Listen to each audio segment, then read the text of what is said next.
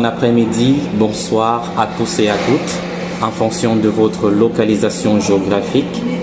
J'espère que vous allez tous bien. Bienvenue à notre chaîne Apologie TV. Ici, nous partageons rien que la vérité, que nous connaîtrons la vérité et la vérité nous affranchira. La vérité également apportera la lumière à notre connaissance. Donc, je vais nous laisser comme ça regarder la vidéo qui va suivre et nous nous verrons après. Merci. Dieu, pour toi, il n'existe pas, on est d'accord? Je ne crois pas qu'il existe. L'oxygène que tu respires, tu le respires bien, mais tu le vois pas. Si je veux le voir, je peux le voir. On a un protocole scientifique ou expérimental qui nous permet clairement d'observer l'oxygène. D'ailleurs, l'oxygène, il a été observé pour la première fois au XVIIIe siècle en France par Laplace. Donc c'est lui qui l'a observé la première fois. Et si tu peux me donner ne serait-ce qu'une expérience ou un protocole, même à 10% aussi rigoureux que celui qui me permet d'observer l'oxygène pour observer Dieu, moi je prends. Il n'y a rien. Là, tu viens de commettre un sophisme qui s'appelle la fausse analogie. C'est pour ça que j'ai pu te répondre aussi clairement. Mais dis-moi, toi, pourquoi tu crois? Si tu avais une croyance, j'aurais pu parler avec toi. Mais vu que tu n'as pas de croyance, je vais pas rentrer dans le débat de... J'ai plein de croyances. C'est juste que toi, tu amalgames les mots croyance et foi, alors que c'est pas pareil. Par exemple, je crois en la science. La connaissance scientifique en elle-même est une croyance. C'est juste que c'est un type de croyance bien précis. En épistémologie, on appelle ça la croyance vraie et justifiée. Alors que la foi, elle aussi, c'est une croyance. Mais c'est une croyance non justifiée. Ça veut dire qu'il n'a pas de preuves. Moi, je fais en sorte de croire avec des preuves et avec une bonne raison de croire. Donc quelque chose qui était derrière. J'ai pas envie de croire en quelque chose alors qu'il n'y a pas de bonne raison d'y croire. C'est tout. Donc du coup, tu crois que les hommes préhistoriques ont existé. Pour toi, c'est pas une hypothèse. Le monde, il serait créé, on descendrait des singes. Oui ou non? Des singes? Absolument pas. Personne ne dit ça. Les hommes préhistoriques, Oui. Jacques, t'as compris. Non, mais je t'ai dit, moi, ma croyance, elle est basée sur des preuves. Donc l'évolution de l'homme. Sur des preuves. Donc tant qu'il y a des preuves, et les preuves, c'est pas ce qui manque pour prouver l'évolution. Donc oui, l'évolution a eu lieu et elle continue d'avoir lieu, bien sûr. Donc pour toi, en gros, il n'y a pas un créateur supérieur, on est d'accord? Cette hypothèse me semble très coûteuse. Quand tu as plusieurs explications à un phénomène, il faut privilégier l'explication la moins coûteuse en hypothèse ad hoc. Je te donne un exemple pour comprendre. Moi, j'ai une chambre fermée. Elle a juste une porte blindée. Je rentre à l'intérieur, je pose un aquarium avec un poisson rouge. Et je laisse un chat à l'intérieur. Je sors de la chambre, je ferme la porte. Je reviens 45 minutes plus tard, je retrouve le chat, je retrouve l'aquarium, mais le poisson rouge a disparu. Moi, je ne sais pas ce qui s'est passé. Et je n'ai pas le moyen de savoir ce qui s'est passé. Mais par contre, j'ai plein d'explications possibles. La première, il y en a un qui vient me dire le poisson rouge, il peut se téléporter dans l'océan. Le deuxième me dit non, le poisson rouge peut voyager dans le temps. Le troisième me dit non, il y a une civilisation extraterrestre sur la planète Vulcain qui vénère les poissons rouges et qui est venu et qui a pris le poisson rouge. Le quatrième me dit le chat a mangé le poisson rouge. Mais moi, je ne sais pas ce qui s'est passé. Je veux rester rationnel et logique. Quelle est l'hypothèse que je dois privilégier vu que je ne dispose pas d'informations directes de ce qui s'est passé? Pour rester rationnel et logique, je ne vais pas dire que c'est l'explication numéro 1, donc la téléportation. Pourquoi? Parce que si j'accepte cette première hypothèse, je dois expliquer que la téléportation comme technologie existe. Non seulement ça, mais que les poissons rouges disposent de cette technologie. Est-ce que je peux prouver ça?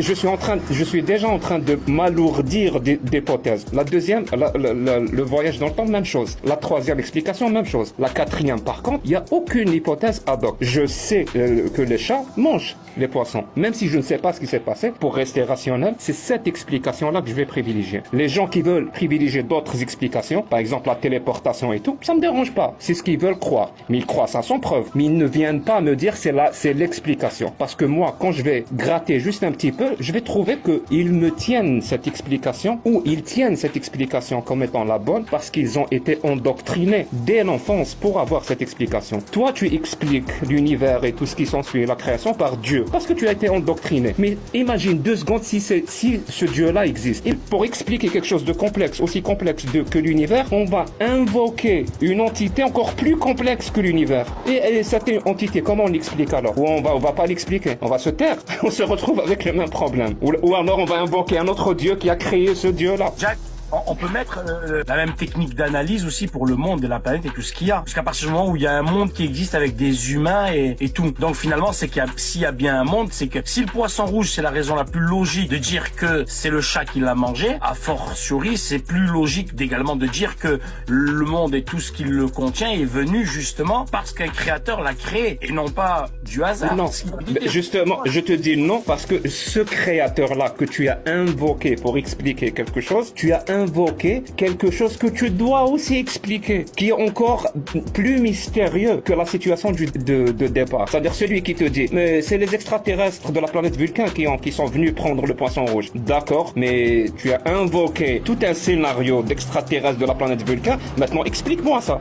Tu comprends, tu as alourdi. J'ai compris.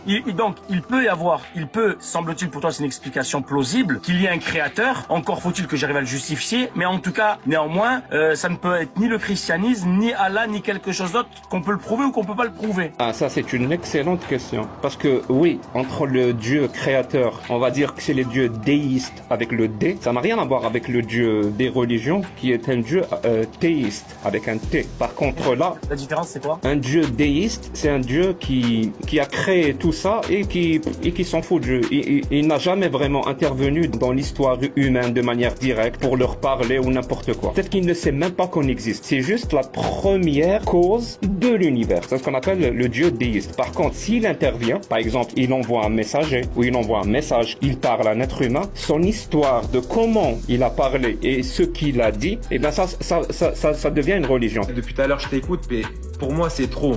Moi, frérot, pour ma part, je vais pas rester dans le live parce que j'ai pas envie de débattre avec quelqu'un qui est athée et je peux pas accepter des paroles comme les tiennes, Jack, parce que t'es en train de nous dire aujourd'hui qu'en fait, on est là, on est sur Terre, mais on est là pour rien. En fait, ce qui se passe, Loumani, c'est que Jack, il a sa pensée, je respecte, mais le problème, c'est que si il était croyant, j'aurais pu débattre avec lui parce qu'il a une croyance en quelque chose. Malheureusement, il a pas de croyance. Et moi, il a une croyance en soi.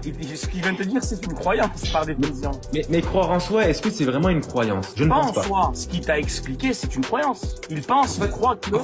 En fait, ce que j'ai et ce que j'essaie d'améliorer tous les jours, c'est une méthodologie qui m'évite de croire en des choses qui sont fausses. Voilà, c'est une méthodologie. Et je pense que chaque être humain, mais vraiment chaque être humain a sa propre méthodologie. Mais le problème, c'est que de un, c'est pas la même chez tous les êtres humains et toutes les méthodologies ne se valent pas. Il y a des méthodologies qui ne te permettent pas d'éviter de croire en quelque chose qui n'a aucun sens. Et je pense que le plus intéressant, c'est de comparer justement les méthodologies. La mienne ou la tienne mais je comprends que tu ne puisses pas, ou c'est pas que tu ne puisses pas, même si c'est le mot exact, que tu ne veuilles pas me parler. Parce que la discussion avec moi provoque ce qu'on appelle la dissonance cognitive. Et cette dissonance cognitive, elle met les gens très mal à l'aise. Parce que ils ont une issue ou un problème épistémique. Ils n'arrivent pas à dire pourquoi ils croient ce qu'ils croient. Pour moi, c'est un gros problème. Hein. Quand on croit quelque chose et qu'on n'arrive pas à savoir pourquoi on croit ce qu'on croit, c'est un gros problème. Et quand les gens s'en aperçoivent, donc ils peuvent pas justifier leur croyance, ils ressentent un réel malaise. Donc oui, tu peux t'en aller, c'est ce que tu ressens. Pourquoi je veux pas débattre avec toi? C'est très très simple. Je vais te montrer pourquoi. Parce que toi, en tant qu'athée, tu manques de respect à des gens comme nous, à des musulmans. Tout simplement. Je vais vous montrer. Je t'ai manqué de respect, j'ai pas compris. Oui, t'as pas manqué de respect à moi, mais t'as manqué de respect à tous les musulmans. C'est ça la dissonance cognitive. On cherche toujours une raison pour ne pas ressentir ce malaise. Donc il a trouvé sa raison, tant mieux, y a pas de souci. En fait, il y a une pancarte, les frères, et sur la pancarte, il y a marqué Allah is, et je dirais pas la suite. Gay, voilà. gay, il est voilà. gay. Allah est gay. Mais mon frère, t'es père de famille. Je pense que t'es papa. Moi, j'ai l'âge d'être ton fils. C'est pas à moi de te faire la morale. C'est pas à moi de te raconter comment c'est la vie. Du moment où t'arrives pas à respecter ma religion, tu la respectes. Là, en voyant ça, pour moi, tu me respectes pas, tu respectes aucun musulman. En mettant une pancarte comme ça, en plus, t'épingles cette vidéo. Il est où le problème? Il est où le problème de ne pas respecter une religion? Je comprends. Ma religion, moi, elle passe avant tout. Elle passe avant mon père, avant ma mère, tout ce que tu veux. Donc, du moment où moi, tu manques de respect, je peux pas débattre avec une personne comme toi. Peut-être. Mais tu m'as toujours pas expliqué. Oui, il est où le problème de ne pas respecter une religion? Explique-moi juste ce point. Oui, j'ai pas respecté l'islam. l'islam, je te l'accorde. Mais il est où le problème? Pourquoi c'est un problème de ne pas respecter une religion? C'est tout. Vraiment, j'ai envie de comprendre. Jacques, moi je vais te dire un truc. C'est comme si Oui. toi t'insultes ma mère. Et Donc insulter une religion, c'est comme insulter des mères. c'est pire. C'est Pour nous, pire. C'est pire. Dans ce cas-là, quand Allah insulte les autres religions et les religieux dans le Coran, quand il dit que les polythéistes sont impurs et sales, quand il dit des juifs, que ce sont des chiens et des ânes.